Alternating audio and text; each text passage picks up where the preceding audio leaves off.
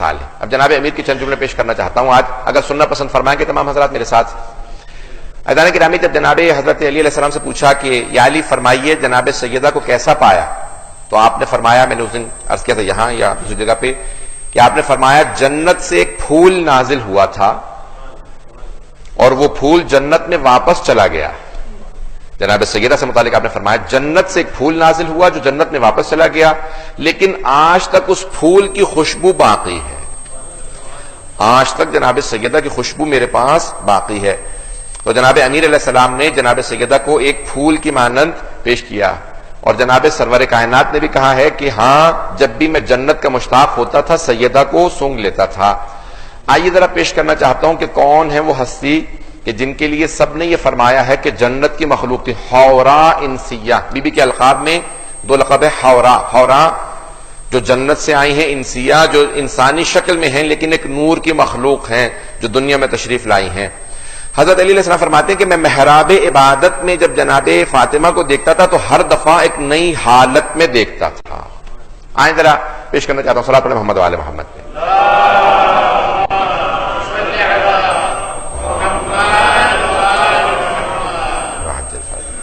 توجہ ہے عزیزان گرامی.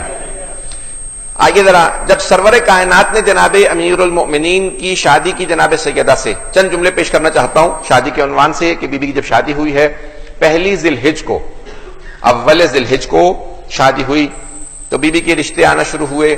آپ کے ذہنوں میں ہے, میں نام لیے بغیر چند افراد کے, کہ کسی نے رشتہ جناب سیدہ کے لیے بھیجا, خود آیا, تو سرور کائنات نے کہا نہیں, اس امر کا اختیار میرے پاس نہیں ہے.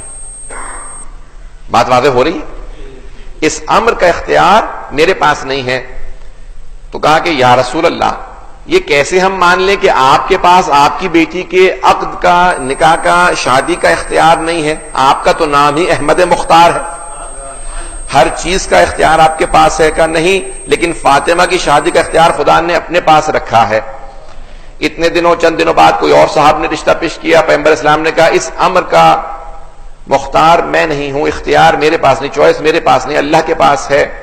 پھر یہاں تک کہ کسی تیسرے صاحب نے رشتہ دیا, اور جب رشتہ بھیجا تو اس نے کہا کہ میں اتنا سونا دوں گا, اتنے اونٹ دوں گا. پیغمبر اسلام نے کہا مجھے بیٹی بیاہنی ہے, بیچنی نہیں ہے. اگر بات واضح ہو رہی ہو تو پیسوں کا دھونس مجھے مت دینا. پیغمبر اسلام نے کہا اس امر کا مختار میں نہیں ہوں. چند دن گزرے تھے کہ مسجد نبوی ہے, آج جناب امیر المومنین تشریف لائے. عزیزان گرامی, جو آدمی ہمیشہ عطا کرتا ہو اس کے لیے مانگنا بہت مشکل ہوتا ہے. میں بات نہیں پہنچا پایا ہوں.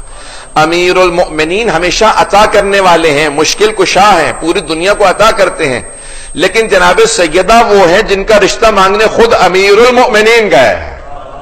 جب آئے تو ایک مرتبہ دو زانو ہو کے زمین پہ بیٹھ کے سر جھکا کے بیٹھے ہیں, لیکن جناب امیر جو خطیب نہج البلاغہ ہے, جن کا کلام نہج البلاغہ بنتا ہے, آج ان سے گفتگو نہیں ہو رہی, کلام نہیں ہو رہا, بات نہیں کی جا رہی.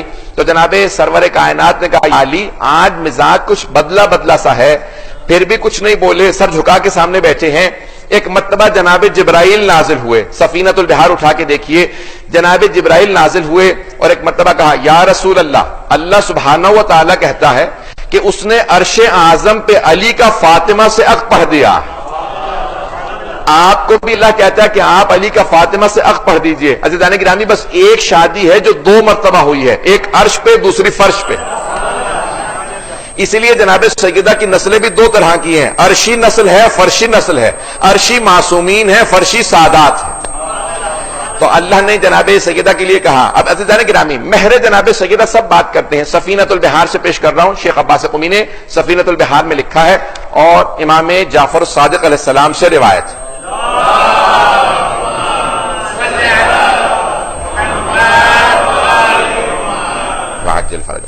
کہا کہ مولا آپ کی دادی کا مہر کیا تھا؟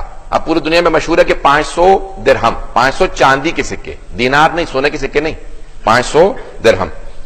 اور جب جناب سرور کائنات نے پوچھا کہ یا علی آپ مہر میں کیا دیں گے, جب رشتے کی بات کی تو کہا یا رسول خدا جو آپ مہر تعین کیجئے. کہ آپ کے پاس کیا ہے؟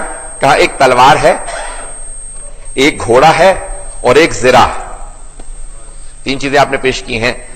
تو آپ نے جناب سرور کائنات میں اپنے انداز سے پیش کر رہا ہوں، الفاظ سرور کائنات کا مفہوم ہے، الفاظ میرے ہیں، کہا یا علی گھوڑے کی آپ کو ضرورت ہے کیونکہ سارا سفر آپ کرتے ہیں، اور آپ کی تلوار کی اسلام کو ضرورت ہے، لیکن آپ کی زرہ کی نہ آپ کو ضرورت ہے نہ اسلام کو ضرورت ہے۔ زرہ کی اس کو ضرورت ہو کہ جو کسی کے مقابلے میں آئے، اس کے مقابلے کا کوئی آدمی ہو، مولا کے مقابلے کا کوئی آدمی تھا نہیں تو آپ کو زرہ کی ضرورت تھی نہیں، تو آپ نے فرمایا سرور کائنات نے یا علی اپنی زرہ بیچ دیجئے، جو ملے گا وہی میری بیٹی کا مہر ہوگا۔ تو ایک صحابی کھڑے ہوئے کہا یہ علی کی زرہ ہے، کون خریدے گا؟ تو ایک دوسرے صحابی نے کہا 500 درہم دوں گا کیونکہ علی کی زرہ ہے۔ تو 500 چاندی کے سکے دیے، تو جناب سرور کائنات نے کہا یہی میری بیٹی کا مہر ہے۔ تو یہ ہے مہر جو واجب ہے، آپ نے اسی مہر کے پیسوں سے جہیز بھی بنایا جو مستحب ہے، جو سنت ہے، ایک قالیچہ لیا، ایک چکی خریدی، کچھ برتن لیے، کچھ کپڑے لیے اسی پیسوں سے۔ اب چھٹے امام فرماتے ہیں یہ تو میری دادی کا فرشی مہر ہے، فرش یعنی جو زمین پہ شادی ہوئی، رسول خدا نے حق پڑھا، کہا یہ فرشی مہر ہے۔ کہا مولا عرشی مہر کیا ہے؟ عرش پہ جو شادی ہوئی تھی اس کا مہر کیا تھا؟ کہا اللہ نے کہا یا علی زہرا کے حق میں کیا دو گے؟ سفینۃ البحار میں شیخ عباس قمی نے لکھا ہے، جا کے دیکھ لیجئے گا، مہر جناب سیدہ سے متعلق۔ کہا یا علی مہر میں؟ کہا پروردگارہ جو تو فیصلہ کرے گا۔